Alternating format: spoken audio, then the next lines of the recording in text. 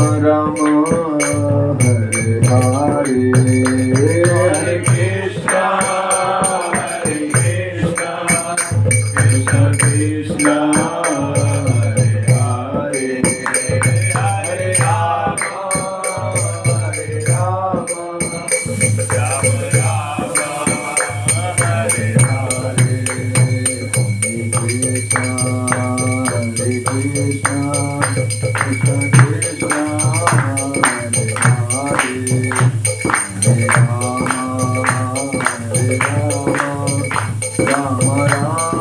हरे कृष्ण कृष्ण कृष्ण हरे हरे हरे राम राम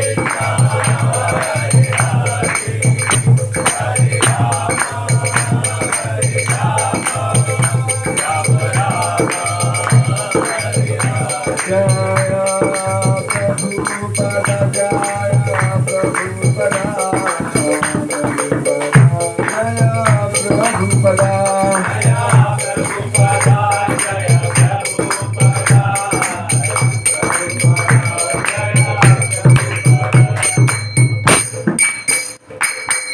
हरे नाम संकीर्तन की समवेत भक्त वृंद की जगत गुरु श्रील प्रभुपाद की हिताई गौर प्रेमानंदे ओम अज्ञानतिमिरान्धस्य ज्ञानञ्जनशलाकया चक्षुरुन्मिलितं येन तस्मै श्रीगुरवे नमः।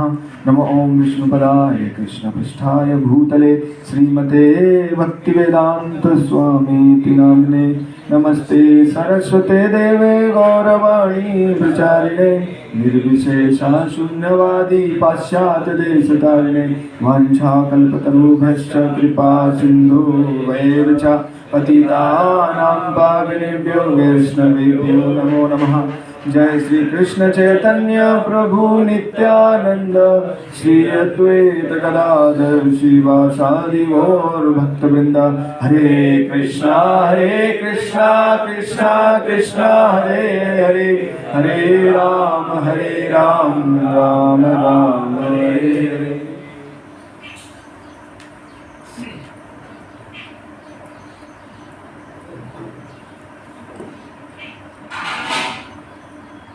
हरे कृष्ण।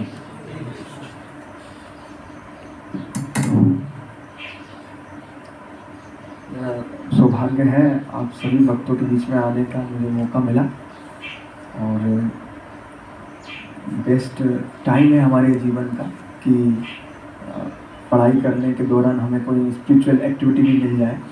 अभी आप लोग का ग्रेटिट्यूड जो है अभी उतना नहीं होगा, लेकिन जैसे आप पास आउट होंगे अपने अपनी प्रोफेशन में जाएंगे, आप जो भी बनेंगे करेंगे, तो आप लोगों को बहुत अच्छा महसूस होगा कि अरे हम तो एक परिवार के सदस्य हैं और हमारा घर पूरी दुनिया ही है।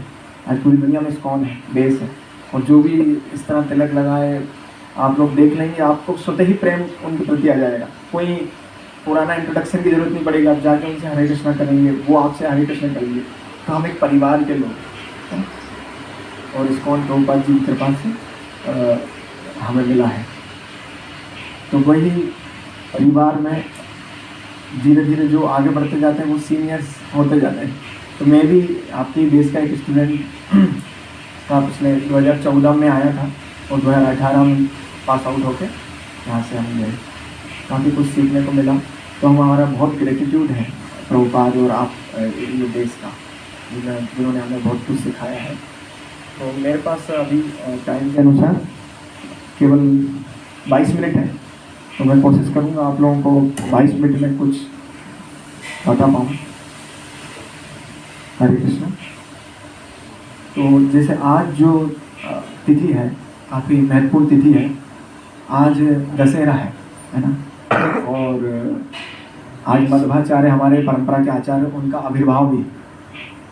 तो ज़्यादातर नए स्टूडेंट कौन कौन है जो अभी मतलब कुछ समय हुए आप लोग हैं, तो आप लोगों को बहुत बहुत स्वागत है। तो जैसे हम सब जानते हैं राम जी के बारे में और क्या हुआ था त्रेता युग में, लेकिन रियलिस्टिक क्या है कि वास्तव में ये सब हुआ था, तो उसकी विषय में कैसे हमें विश्वास हो, तो उनके लिए कुछ कथाएं हैं भगवान की, वो भी हम अभी मैं बोलूँगा। और आज मध्वाचार्य हैं जो कि हमारे आचार्य हैं। हमारी परंपरा जैसे जो इस्कॉन जिस संस्था में, जो इस्कॉन संस्था है जिस परंपरा में आते हैं, परंपरा का नाम है ब्रह्म यानी ब्रह्मा जी, मध्व यानी मध्वाचार्य, गौड़ीय मतलब श्रीमती राधा रानी के फॉलोअर, ब्रह्म मध्व गौड़ीय परंपरा, ये अपनी परंपरा है, ऑथेंटिक परंपरा है। तो जब जो रावण है अपने भाई विभीषण को तिरस्कार कर देता है, क्योंकि वो राम के पक्ष में बोलता है कि राम धर्मात्मा है, भगवान है, उनके साथ आप इस तरह कर रहे हैं, आपको इसका दंड भुगतना पड़ेगा। एक नीति की बात विभीषण बताते हैं, लेकिन वह बात सुनना पसंद नहीं करता रावण अहंकारवश, और अपने ही भाई को बाहर निकाल देता है लात मार के, है ना। तो वैष्णव ऑफेंस किया उन्होंने, भगवान के भक्त को दुख पहुंचाया। तो जैसे जब ये नरसिंह देव जो हिरण्यकश्यप को मार रहे होते हैं, तो इससे पहले तो जो लड़ाई होती वो तो ठीक है, लेकिन जिस समय वो अपने नाखूनों से उसको मार रहे होते हैं, उस समय भगवान नरसिंह देव याद करते हैं कि इसने मेरे भक्त के प्रति क्या क्या अपराध किए हैं। पेड़ पहाड़ से फेंका है, इसने अग्नि में जलाया है, इसने जहर दिया था, इसने तलवारों से मेरे भक्त को मरवाया, और इस तरीके से उसने लात मार के मेरे प्रहलाद को फेंका भी था। ये आखिरी में याद करते हैं, और जब इस तरीके से पूरा शरीर को फाड़ देते हैं और हिरण्यकश्यप को ऐसे भगवान नरसिंह देव गुस्से में उसको सीढ़ी से फेंक देते हैं, तो वो ऐसे पलटते पलटते नीचे चला जाता है। तो इस तरीके से भगवान नरसिंह देव याद करते हैं। तो क्या है, उसी प्रकार से जब विभीषण आ गया लंका से भगवान राम की शरण में, तो राम जी तक पहुंचना थोड़ा कठिन था। तो उनकी जो कुटिया बनी थी इस तरफ रामेश्वरम में, वहाँ से पहले कई सारे सिक्योरिटी गार्ड वानर सेना खड़ी थी, जो कि पहले तो वहीं रोक लिया, बोले रोको रोको तुम कौन हो। फिर बड़ी मुश्किल से बात अंदर पहुंची, हनुमान जी आए, बोले हाँ बहुत अपने काम के व्यक्ति हैं, वो तो मेरे से पहचान है, उनकी भक्त है भगवान के, तो अंदर आने दिया। हम अंदर आने दिया तो वो भी जिग जैग ऐसे ऐसे एकदम पूरी रास्ते ऐसे बहुत सारे बैरियर थे भगवान राम तक जाने के लिए। तो भगवान राम फिर उस कुटिया के अंदर भी एक अलग से कॉर्नर उनका बना था, अलग से आसन, उसमें भी दर्शन करना, फिर मुड़ के गए। फिर वहाँ जब रामचंद्र को देखा तब प्रणाम किया, और प्रणाम करने के बाद वहाँ एक श्लोक भगवान बोलते हैं, भगवान श्लोक बोलते हैं, शक्रदेव प्रपन्नो तवास्मि च याचते अभयम सर्वदा तस्मै ददाम्य तत् व्रतं मम। जैसे विभीषण दंडवत प्रणाम करते हैं, रामचंद्र अपनी जो शिला पत्थर पर बैठते हैं आसन पे, उससे दौड़ के आते हैं और विभीषण के ऐसे कंधे पकड़ के उठाकर ऐसे गले लगाते हैं। लेकिन विभीषण को क्या बोलते हैं भगवान, हे लंकेश उठो। तो आश्चर्यचकित जाते, बोले ये तो लंका से निकाल दिए गए, इनको लंकेश क्यों बोल रहे हैं। तो भगवान ये श्लोक बोलते हैं वहाँ पर वाल्मीकि रामायण में, शक्रदेव प्रपन्नो तवास्मि च याचते अभयम सर्वदा तस्मै ददाम्य तत् व्रतं मम। बोले मेरा स्वभाव है, हे विभीषण और सुग्रीव जितने अंगद उनके मंत्रीगण थे, बोले मेरा स्वभाव है एक बार भी यदि मुझे कोई प्रणाम करता है, जैसे आज दशहरा है तो भगवान कृष्ण और राम तो एक ही हैं, तो यदि हम भी ये एक्टिविटी करते हैं, ये श्लोक में भगवान का जो प्रॉमिस है, तो भगवान वो प्रॉमिस पूरा करते हैं।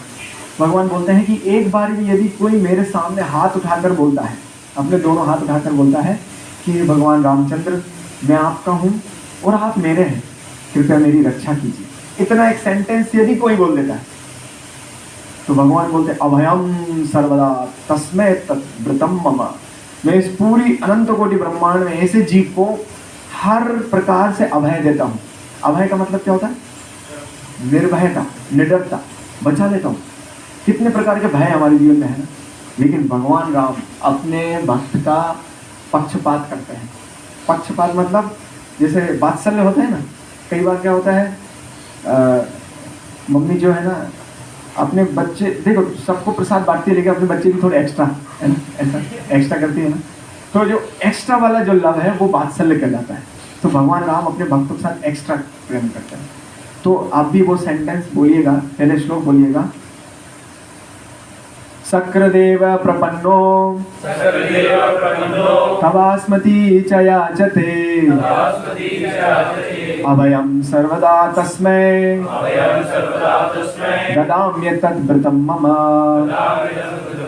अब दोनों हाथ उठाकर भगवान कृष्ण, राधा गोविंद, राधा मदन मोहन को रामचंद्र ऐसे वही है ना, वो ऐसे दोनों हाथ उठाकर बोलिए, हे भगवान रामचंद्र, हे भगवान रामचंद्र, मैं आपका हूँ मैं आपका हूँ और आप मेरे हैं, और आप मेरे हैं, कृपया मेरी रक्षा कीजिए। कृपया मेरी रक्षा कीजिए। इतना सेंटेंस बोलने के बाद अब आप अभय हो गए, निर्भय हो गए। भगवान रामचंद्र की जब लंकेश को नाम लंकेश विभीषण को लंकेश नाम दे दिया तो पूछा कोई नहीं, प्रश्न पूछा, क्वेश्चन। बोले क्या? बोले आप लंकेश तो लंका तो दे दिए विभीषण को, अभी थोड़ी देर बाद मान लीजिए रावण भी आ गया, दंडवत प्रणाम भगवान, मैं भी आ गया, भैया गया, मेरा छोटा भाई, अभी क्या करेंगे? भगवान रामचंद्र अब आप क्या करेंगे? लंका तो उसको दे दी विभीषण को। बोले अब मैं अयोध्या दे दूंगा। बोले अयोध्या देंगे, फिर आप कहाँ रहेंगे? बोले मेरे पास तो ऐसे कोई कमी नहीं, मैं नया वैकुंठ तैयार कर लूंगा इधर। भगवान ऐसे बोलते हैं, भगवान बड़े दयालु हैं। जब ये घटना घटी, सेतु बनने के लिए प्रयास विभीषण की मतलब मंत्री रूप में विभीषण तय हो गए और कई सारे उनके गुप्तचर आते गए, रावण को न्यूज़ देते गए। बोले अभी उन लोग ऐसी चर्चा कर रहे हैं। तो कई बार जब ऐसे गुप्तचर आके बानर का रूप बना के आ जाते थे कुछ लोग, तो पकड़ लेते थे। बोले यार ये बानर अपनी भाषा नहीं समझता है, ये नहीं समझता, तो पकड़ के फिर उसको बहुत पिटाई करते हैं, भगा देते हैं। ऐसे बहुत सारे बानरों को जो न्यूज़ पहुंचाते थे पकड़ पकड़ के भगाया बंदरों ने, भगवान राम की सेना जो थी। तो जाके बताते थे, बोले देखो रावण पूछता था क्या हुआ वहाँ पर, क्या हो रहा है? बोले वो लोग अभी समुद्र पे सेतु बना रहे हैं। बोले क्या टेक्निक है? तो बोले उनके पास दो बड़े साइंटिस्ट हैं, एक नल और नील, तो वो अभी क्या जिग जिग शेप में सेतु बनाना शुरू कर दिए, राम का नाम लिखते हैं पत्थर पे, वो टेरते हैं। अच्छा, तो इस तरीके से न्यूज़ जा रही है। फिर सेतु बनना तैयार हो गया। सेतु कैसे बना था? 100 योजन समुद्र पे, ऐसा जिग जिग थोड़ा सा, जिसमें वो डूबे ना, है ना। जो बंदर हैं वो 4 पैरों पे चलते हैं ऐसे, तो वो बैलेंस बन जाए, इस टेक्निक लगाई थी उन्होंने। और फिर बहुत सारे हमारे आर्कोलॉजी को और नासा वगैरह में रिसर्च भी हुई कि वो वास्तव में बहुत अच्छी टेक्निक थी, है ना। तो जब वानर सेना पार हो गई और तो बोले ये इसमें कि भी लंका के जो राक्षस हैं वो आ गए तो हमारी तरफ, जब तक हम बना रहे तब तक। बोले नहीं, ऐसी टेक्निक बनाई है कि 4 पैर वाले बहुत अच्छे बैलेंस बनाई गई, ज़्यादा भारी और 2 पैर वाले राक्षस आएंगे वो डूब जाएंगे क्योंकि टूट जाएगा। इस तरीके से उन्होंने बनाया था। और फिर जब लंका में पहुँचे वहाँ पर अलग अलग सैनिकों से उनकी लड़ाइयाँ शुरू हुई। तो इस तरह की युद्ध शुरू हुआ कि उनकी टोली में एक अंगद की टोली थी, भगवान रामचंद्र की, एक के नेतृत्व हनुमान जी कर रहे थे, एक के जामवंत कर रहे थे, एक के अलग अलग जो सैनिक थे वो सुग्रीव, उनकी सेना थी, बहुत सारी सेना, और राक्षस भी बहुत सारे थे। तो जब इधर से क्या करते थे, अंगद और हनुमान की 2 टोली थी, तो इन्होंने क्या किया, रावण का जो मेन गेट था उसको जाकर घेर लिया। एक दिन जो लड़ाई शुरू हुई और उधर से बहुत सारे राक्षस ने लड़ाई शुरू, तो ये इन्होंने क्या किया, लड़ाई तो शुरू होगी, गेट खुल गया, लड़ाई शुरू होगी, तो हनुमान जी ने क्या एक जंप लगाया, सीधा उसके जो मेन गोपुरम है लंका का, उसको ही ऐसे पकड़ के हिला के उखाड़ के फेंक दिया ऐसे बहुत मतलब। और जो भी राक्षस आते थे वो लोग तलवार लेके आते थे, ये कभी उनके पीछे कूद जाते, कभी उनके पीठ पर कूदते, कभी उनको काटते, ऐसे मतलब बंदरों के पास क्या था, कोई पहाड़ लेके आ रहा है। इतना बहुत महाभयंकर युद्ध हुआ, अलग अलग राक्षस हर दिन मारे गए, मेघनाथ भी मारा गया। फिर एक दिन रावण लड़ने आया तो भगवान रामचंद्र उसको कई तरीके से मार रहे थे, लेकिन वो बार बार अपने वरदान के कारण बच रहा था। तो विभीषण की युक्ति के कि इसके नाभि में एक अमृत है ना, और बोले इसे मार क्यों नहीं रहा? बोले क्या है, ये निरंतर सीता के बारे में सोचता है और सीता मेरे बारे में सोचती है। यदि मैंने इसको मार दिया उस सोच में, तो सीता को लगेगा चोट इसके मन द्वारा और उसके मन द्वारा मुझे भी चोट लग सकता है। तो ये साइंस का टेक्नोलॉजी उस समय सोचा उन्होंने। तो जब नहीं मारा बाण, जब उसको युद्ध में काफ़ी रमा दिया भगवान ने, काफ़ी युद्ध में वो डीप लड़ाई में खो गया तो भूल गया, और तुरंत भगवान ने फिर एक अग्नि बाण चला के उसके अमृत सुखा के मार लिया। तो हाँ, आज के दिन ये विजयदशमी हुई। फिर भगवान रामचंद्र ने उसका ही पुष्पक विमान लिया। पुष्पक विमान ऐसा था कि जो जितने लोग आते जाएंगे उतना वो फैलता जाएगा, जितने बानर आएंगे उतना वो फैलता जाएगा। चलत विमान कोलाहल हुई, जय रघुवीर करे सब कोई, और फिर वो विमान उड़ के वापस लंका आ गया। इस तरह भगवान ने वहाँ पर भगवान का राज्य हुआ। राज्य में कई लोग जा ही नहीं रहे बहुत दिन से। राम जी सोच रहे कि अरे अपने अपने राज्य संभालने जाए। अंगद से बोल रहे अब तुम जाओ, तुम सुग्रीव तुम्हें नेता बनाएगा, सुग्रीव तुम्हें राजा बनाएंगे। बड़ी मुश्किल से गए, बड़ी मुश्किल से उनको भगवान राम ने विदाई किया। ऐसे अलग अलग राजा जो सब भगवान रामचंद्र के साथ राज्याभिषेक के बाद रुक रहे थे, भगवान राम उनको कोशिश कर रहे थे कि अपने अपने राज्य संभालो, ये भगवान की आज्ञा है ना। तो विभीषण को भी बोला, विभीषण तुम जाओ, बहुत हो गया, अब तुमको लंका का राजा बनाया है, अब वहाँ का राज संभालो। तो वो बड़ी मुश्किल से गए, तो उनको एक मूर्ति दी भगवान की। कौन सी मूर्ति दी, कोई बता सकते? भगवान ने अपने ही स्वरूप एक मूर्ति दी। श्रीरंगम में रंगनाथ स्वामी है ना, श्रीरंगम में रंगनाथ स्वामी कितने लंबे हैं, यहाँ से वो बेसिन है ना, और भी थोड़ा लंबा, मेरे से बेसिन जितना जो रखा है उससे भी दूर तक वो विग्रह है, बहुत सुंदर है। भगवान जिस पे आनंद से इस पे लेटे हुए हैं, वो विग्रह दिए। तो विभीषण लंका की दिशा में जा रहा था, तो देवताओं ने कहा अरे हमारे राम जी को लेके जा रहे हैं। राम जी तो अयोध्या में है, लेकिन वही राम जी रंगनाथ भी हैं, तो वो लेके जा रहे थे। तो देवताओं ने प्लान किया, उनका ये एक कंडीशन थी कि जब रंगनाथ जाएंगे तो यदि कोई एक बार उनको कहीं एक बार स्थापित कर दिया तो फिर वो वहाँ से नहीं उठेंगे। और उसको बहुत जम से टॉयलेट एक नंबर आ गई, बाथरूम, तो बाथरूम आ गई विभीषण को, तो वो श्रीरंगम जो क्षेत्र है वहाँ पर रख के वो एक नंबर चले गए। इतनी देर में भगवान वहाँ स्थापित हो गए, फिर नहीं गए कभी। अब वो रोने लगे, बोले भगवान आप मेरे साथ चलने का बोल रहे थे, क्या हुआ? बोले मैं देखो तुम्हारी तरफ ही देख रहा हूँ। भगवान अभी भी लंका तरफ ही देख रहे हैं, दक्षिण दिशा में। तो बोले कि क्या, तो तुम आया करो रोज प्रतिदिन मंगल आरती अटेंड किया करो। तो आज भी विभीषण वहाँ आते हैं रोज सुबह मंगल आरती अटेंड करने, ऐसा वहाँ का मान्यता है। और रंगनाथ जी मतलब स्वयं रामचंद्र हैं, और भी उनकी बहुत सारी रंगनाथ की कथाएं हैं जो मैं बाद में बताऊँगा। अभी रियलिस्टिक हाल ही में बहुत सारे कुछ ऐसी लीलाएं हैं जो भगवान राम की उनके शुद्ध भक्तों के साथ हुई। जैसे श्रील भक्ति विनोद ठाकुर हमारे आचार्य हैं, तो वो छोटे बच्चे थे, स्कूल जा रहे थे, तो वहाँ पर क्या है वो रास्ता ये पूरा पत्ते अत्ते थे, खंडर जैसा था, उधर कोई जाता नहीं था।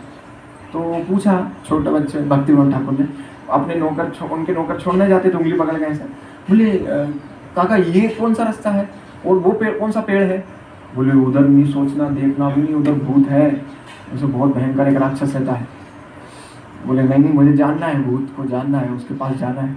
भक्ति विनोद ठाकुर स्वयं आचार्य स्कूल जा रहे थे, तो बोले नहीं नहीं बेटा उधर नहीं जाते। बोले नहीं नहीं आप तो हर हमेशा घर में कभी बोलते हैं कि राम का नाम लेने से भूत भाग जाते हैं। तो बोले हाँ बोलते हैं लेकिन जाना नहीं उधर। तो वो नहीं माने। अब उनके साथ तो नहीं गए वो, लेकिन जब स्कूल से लौट रहे थे तो वो चुपचाप उस पेड़ के पास चले गए। अब जब पेड़ के पास चले गए तो शाम हो गया, थोड़ा अंधेरा जैसा हो गया, अभी कोई तो उधर जाता नहीं, पूरा अंधेरा जगह, डरावना जगह है। वहाँ जाके वो राम बोल रहे, कौन? भक्ति विनोद ठाकुर।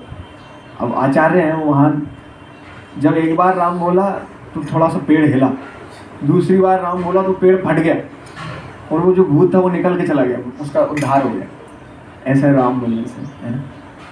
तो अब राम नाम में शक्ति ऐसी है। राजा कुलशेखर जो थे, राजा कुलशेखर आज से 1000 साल पहले, 1000 साल पहले श्री संप्रदाय जो रामानुज संप्रदाय है उनमें प्रमुख आचार्य में थे एक आचार्य राजा कुलशेखर। तो राजा कुलशेखर भगवान के इतने महान शुद्ध भक्त थे, उन्हें बोलते हैं भगवान के कौस्तुभ मणि के अवतार थे, कौस्तुभ मणि के अवतार थे।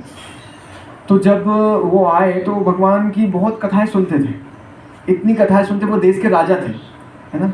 जब देश के वो राजा थे तो जैसे वो ब्राह्मण उन्हें कथा सुनाने आते थे, तो उन्होंने कहा भैया शाम को दोपहर के 3 बजे से कथा सुनाना शुरू किए, तो रात के पूरे 12, 2, 3 सुबह हो जाएगी। इतनी कथाएं वो लगातार सुनते रहते और इतने डीप मनोभाव में खो जाते थे। जैसे उन्होंने कहा जन्माष्टमी आ गया, भागवत कथा में जन्माष्टमी आ गई, भगवान कृष्ण का जन्म हुआ, तो अब वो इतनी डीप कथा में चले जाते कि उन्हें ऐसा नहीं लगता था ये कथा है, उन्हें ऐसा लगता था अभी वास्तव में जन्माष्टमी आ गई है, सच में मनाओ। तो पूरे राज्य को सजवा देते थे, पूरे लोगों को नए नए कपड़े, गाय दान करना, सोने आभूषण दान करना, उत्सव मनाना, और उन्हें ऐसा फील कराते सारे लोग कि हाँ आज जन्माष्टमी भगवान कृष्ण का जन्म हो गया। ऐसी अलग अलग कथाएं कंप्लीट होती थी। रामायण भी शुरू हुई, रामायण भी आगे बढ़ती गई, राम जी का जन्म हुआ, फिर पूरा नगर सज गया। एक ऐसी घटना आई कथा में कि वह जब डीप रात को 2 बजे ऐसे कथा सुन रहे हैं, बहुत गहराई में, पूर्ण भाव में, राजा कुलशेखर, तो वो जो पुरोहित ब्राह्मण बोले कि फिर जो लंका का रावण, जो लंका नरेश रावण था, वह हमारी माता सीता का हरण कर लेगा। अब वो तो पूर्ण रूप से कथा में रहते थे, उन्हें लगा अरे मेरी माता को कोई कैसे छू सकता है, एक दुष्ट राक्षस मेरी माँ को कैसे हर ले गया। सेनापति, सैनिकों, सेना निकालो, अभी हम लंका पे चढ़ाई करेंगे, अभी रावण को मारेंगे। इस तरीके से उन्होंने आदेश दिया। और रात में सब सो रहे अपने अपने कैंप में, सब लोग मंत्री सब सो रहे। कथा सुनते सुनते आदेश आया, राजा को कोई मना नहीं कर सकता। अब सारे मंत्री टेंशन में आ गए, बोले अब क्या करें। तो अब हो गया, राजा की आज्ञा है, सब सेनाएं तैयार हो गई, घोड़े तैयार हो गए। रात को 2 बजे सब मसाले लेके, तलवार लेके, चलो भाई दक्षिण दिशा में, समुद्र पास में दक्षिण दिशा में चलने लगे। मंत्रियों ने कहा भैया तुमने ऐसी कथा क्यों सुनाई, सब अब ये दिक्कत हो गई, अब क्या करें। तो कुछ बुद्धिमान मंत्रियों का एक टोली बनाया, उन मंत्रियों ने कुछ विचार किया कि अभी इस विषय में क्या करना है, राजा ने जिस तरह भाव है उनके, उस हिसाब से हमें डील करना पड़ेगा। बोले क्या, बोले कुछ सैनिकों को आगे भेजो दक्षिण दिशा में, वो दक्षिण दिशा से घोड़ों से वापस लौटते हुए जोर जोर से नारे लगाते आएंगे, राजा कुलशेखर की जय हो, राजा कुलशेखर की जय हो, हम विजय हुए, राजा रामचंद्र की जय हो, हमने लंका पर विजय पा ली है, हम युद्ध जीत चुके हैं, ऐसा बोले आप लोग कहते हुए आना। ठीक है। अब इधर से राजा की सेना जा रही रात में दक्षिण लंका की तरफ, और उधर से कई सैनिक लौटते हुए आ रहे हैं, राजा रामचंद्र की जय हो, मसाले हैं हाथ में, राजा रामचंद्र की जय हो, राजा कुलशेखर की जय हो, हम विजय हुए, माता सीता को हम वापस ले आए हैं, राजा रामचंद्र वापस आ चुके हैं, लौट चुके हैं। अरे ये तो अपने ही सैनिक है। राजा बोलते हैं हाँ महाराज। तो बोले युद्ध जीत भी गए अपन। बोले हाँ पहले ही सैनिक पहुंच गए थे, वो युद्ध जीत के आ गए। बोले अच्छा चलो ठीक है, सेना वापस लौटाओ। तो वापस से सेना वापस राज्य की तरफ लौटा दी जाती है। सारे नगर में एक ब्राह्मणों का न्यूज़ बोलते भाई भैया कथा सुनाना कभी भी ये कथा मत सुनाना, और सुनाओ तो इसको स्किप कर देना, मतलब थोड़ा बाउंस जल्दी से निकाल देना, मतलब 2x स्पीड से। हाँ सबको पता चलेगा। कई साल बीत गए, कई दिनों बीत गए। अब वो जो ब्राह्मण रोज कथा सुनाने आते थे, वो उनको कहीं बाहर रिश्तेदार में कहीं जाना पड़ा, तो उनका बेटा सुनाने आया। अब बेटा सुनाने आया तो वो रामचंद्र जी की कथा चल रही थी, और रामचंद्र जी की कथा में फिर वही प्रसंग चल रहा था। तो वही प्रसंग में उसी दिन रात को 12 बजे के समथिंग, और माता सीता का हरण लंका के राजा रावण कर ले गया। और फिर वो राजा को एकदम भाव में, तो सुनते ही थे वो एकदम डीप कथा में जाते थे, भगवान के महान शुद्ध भक्त थे। उस दुष्ट राक्षस की इतनी हिम्मत, उसने मेरी माता को छुआ कैसे, चलो सेनापति सेना तैयार करो, आज मैं उस दुष्ट को वध करके ही आऊंगा, मैं अपनी माता को वापस लेके आऊंगा, भगवान रामचंद्र अकेले हैं, मैं उनकी मदद करने जा रहा हूँ। अब सारे मंत्री लोग फिर से हाथ, ये फिर क्या हो गया। अब कुछ कर तो सकते नहीं, राजा को मना भी नहीं कर सकते, ना विनती कर सकते। राजा की आज्ञा नहीं पालन करना मतलब बहुत बड़ी सजा मिल सकती है। तो भैया क्या करें, अब वो पुराना टेक्निक भी नहीं लगा सकते कि भाई मंत्री उधर से आ जाओ, सैनिक आ जाओ, बोल दो कि ये हो गया है कि लंका पे। अब क्या कर, चलो भाई चलो, सब सेना फिर से तैयार, सारे युद्ध, हाथी घोड़े सैनिक पैदल यात्री जा रहे हैं। पहुंच गए उस समुद्र के तट पर। अब राजा आज्ञा देते हैं, रात है, ज्वार भाटे की लहरें उठ रही समुद्र में, अंधेरा है ना। राजा बोलते चलो सब लोग पार करो समुद्र को। अब कोई घोड़े पैदल सैनिक जाएंगे तो कहाँ तक जाएंगे, किनारे तक जाएंगे, वापस आ जाएंगे, कोई थोड़ी जाएगा। हाथी भी जाते वापस आ जाते। राजा ने कहा ठीक है कोई नहीं जाएगा, तो राजा खुद ही उतरे और पैदल जाने लगे तलवार लेकर। जैसे जाते जा रहे हैं तो उनके घुटने डूबने लगे हैं, और जाते जा रहे हैं और जयकार लगाते रहे भगवान रामचंद्र की जय। और जाते जा रहे हैं तो उनके इधर कमर से ऊपर पानी आ गया, और जाते जा रहे हैं तो इधर तक पानी आ गया, और जाते जा रहे हैं। थोड़ी देर में देखा राजा इतना डूबने लगे, और जाते जा रहे हैं, थोड़ी देर में राजा पूरे डूब गए। अब इधर पूरी सेना जो है एक तरीके से दुखी हो गई, कह रहे हैं हमारे राजा ने क्या किया, इस तरह डूब गए, बहुत विलाप करने लगी। ये सच घटना है। थोड़ी ही देर बाद एक बड़ा सा तेज पुंज प्रकाश प्रकट होता है, और वहाँ रामचंद्र स्वयं वो जो राजा कुलशेखर का हाथ पकड़ के लेके आते, बोले चलो, अरे मेरे लंका तो बहुत पहले ही विजय हो गया हूँ, अभी तुम अच्छे से राज करो। और राजा कुलशेखर को आकर अपने उनके रथ पर बैठाते हैं, उनके साथ राम लक्ष्मण सीता सब रहते हैं। बोले देखो ये सीता मैया है, ये लक्ष्मण है, मैं हूँ, हम बहुत लंका जीत चुके हैं, तुम बहुत अच्छे से जाओ अपना राज्य करो, मैं तुम्हारे साथ हूँ। बोले भगवान थैंक यू, धन्यवाद। अभी वो वापस से अपने रथ पर बैठते हैं, और वो रथ मोड़ते हैं, वापस से राज्य करते हैं। ये सत्य घटनाएं हैं ऐसे भगवान रामचंद्र की। और जैसे 2 मिनट और है, एक कथा और सुनो। ब्रिटिश एम्पायर था, तो ब्रिटिश एम्पायर में अपने 200 साल राज किए, ये तो पता है। तो 1800 समथिंग कुछ 58 की बात है, और भी बाद में मतलब शायद 1800 की सन कुछ बात है। तो वहाँ क्या हुआ, ये साउथ में एक ऐसे जगह था जहाँ पर अंग्रेज सरकार ने एक ब्रिटिश जो उनके ने एक व्यक्ति को कलेक्टर चुना कि भैया आप इस क्षेत्र के कलेक्टर हैं, लेकिन एक ही कंडीशन पे कलेक्टर आपको बनाया जाएगा, एग्ज़ाम वगैरह नहीं।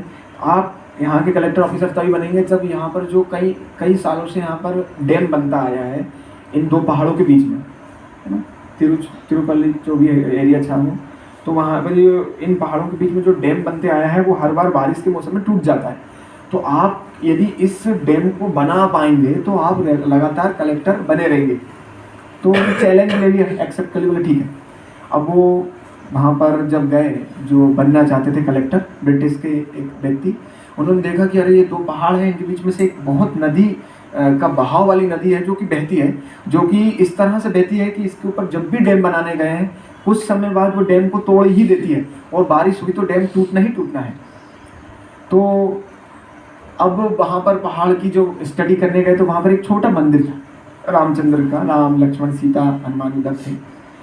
तो वहाँ पर कुछ पुजारी वगैरह भी थे का, तो उन्होंने कहा ये कौन है? बोले ये भगवान है राम। बोले ये कौन है? ये उनकी बोले पत्नी सीता।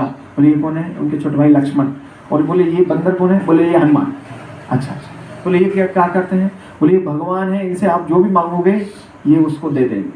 अच्छा, तो उन्होंने तो मांग लिया। बोले मैं चाहता हूँ कि मेरा डैम बन जाए, और यदि मेरा डैम बन गया तो मैं इनका एक बड़ा मंदिर बनवाऊंगा, और यदि मेरा ये डैम नहीं बना तो इनके मंदिर में जितने भी पत्थर लगे हुए इन पत्थरों को उठा के मैं डैम में लगा दूंगा और मंदिर को तोड़ दूंगा। अब ये शर्त रखी। अब बाकी कोई कुछ बोले नहीं, अंग्रेजों की सरकार थी, अंग्रेजों का राज्य था। तो उन्होंने डैम बनाना शुरू किया, डैम बना भी, डैम बन भी गया, तैयार हो गया डैम, है ना। बारिश का मौसम आया, पानी आना शुरू हो गया, फिर बारिश तेज़ होने लगी, तेज़ बारिश हुई, फिर एक समय बहुत तेज़ बारिश हुई। तो वो और उनके एक नौकर चलो देख के आते हैं। तो रात में जब देखने गए टॉर्च लेके, ऐसा कार दूर खड़ी कर दी, बारिश में बारिश हो रहा है, देख रहे हैं कि जो डैम है, डैम की जो दीवारें हैं वहाँ पर कुछ क्रैक्स आने लगे, दरारें आने लगी, और जिनसे पानी रिसने लगा, है ना, पानी रिसने लगा। तो वो ध्यान से देख रहे हैं कि डैम तो टूट रहा है, बहाव पानी का तेज आ गया है, पानी ओवरफ्लो भी होने की संभावना है। अब वो सोच के उम्मीद हार गए कि अब तो टूटना है ही। लेकिन थोड़ी देर में देखते हैं कि दो बालक ऐसे अपने हाथ में कुछ लिए हुए जो सीमेंट का मसाला है उस दरार में फिल कर रहे हैं, ऐसे फिल कर रहे हैं। एक है वो जो चौकीदारी कर रहा है और उनके कंधे पे धनुष बाण है, और एक है नीला रंग का जो बालक है वो ऐसे उस पर वो लगा रहा है, मसाला लगा रहा है सीमेंट और इनका। और थोड़ी देर में वो पूरा दरार जो है, क्रैक्स है, वो पूरा फिल हो गया और पानी आना रिसना बंद हो गया। अब ये जो अंग्रेज ऑफिसर है ये आवाज़ दे रहा है जोर जोर से, अरे तुम दोनों वहाँ पर क्या कर रहे हो? दोनों बाहर आओ, दोनों बाहर निकलो, डैम टूटने वाला है, बाहर निकलो। अब जो लड़का था जो यहाँ पर पैक कर रहा था उसने इस तरफ देख के मुस्कुरा दिया। अब जैसे ही मुस्कुराया वो बेहोश हो गया, है ना। अब सुबह हो गई, पूरा डैम एकदम सुरक्षित है, सारे लोग इकट्ठे हो गए। बोले अरे ये ऑफिसर को क्या हो गया? ऑफिसर के ऊपर ऐसे पानी छिड़का, देखा, ऑफिसर थोड़ा होश में आया, बोलता है मैंने देखा। तो सब बोले अरे भाई क्या देखा? भूत देख लिया इधर? क्या देख लिया आपने? बोले नहीं, मैंने वो दोनों लड़कों को देखा जो उधर मंदिर में रहते हैं। बोले ये रात में दोनों उस डैम को जो क्रैक था, दरार थी, उसको फिल कर रहे थे, उसको भर रहे थे, और अभी डैम फूटा भी नहीं है। डैम वहाँ पर पूरा एकदम सुरक्षित है, वो जगह एकदम सुरक्षित हो गई। तो जब ये बात सारे लोग सुनते हैं तो सब लोग भगवान रामचंद्र के दर्शन उन्होंने पाए। फिर उस दिन से उन्होंने फिर वो जो कलेक्टर की जॉब वो करना चाहते थे वो छोड़ के उसी मंदिर को उन्होंने बनवाया, उनके पास जो भी था मंदिर को बनवाया, फिर वहाँ पर वो परमानेंट भक्त बन गए। ये रामचंद्र की आज मध्वाचार्य की आविर्भाव है। तो मध्वाचार्य वायु के अवतार थे, हमारे आचार्य के परंपरा के महान आचार्य। उनको हनुमान जी और भीमसेन का भी मिक्स अवतार बोलते हैं। तो ऐसी उनकी बहुत सारी लीलाएं हैं, लेकिन समय की सीमा है, इसलिए हम केवल उनको प्रणाम करके आगे बढ़ते हैं। इस डिवाइन ग्रेस जगत गुरु श्रील प्रभुपाद की दशहरा महामहोत्सव की, मध्वाचार्य आविर्भाव तिथि महोत्सव की, जगत गुरु श्रील प्रभुपाद की, निताई गौर प्रेमानंदे। प्रभु जी की जय।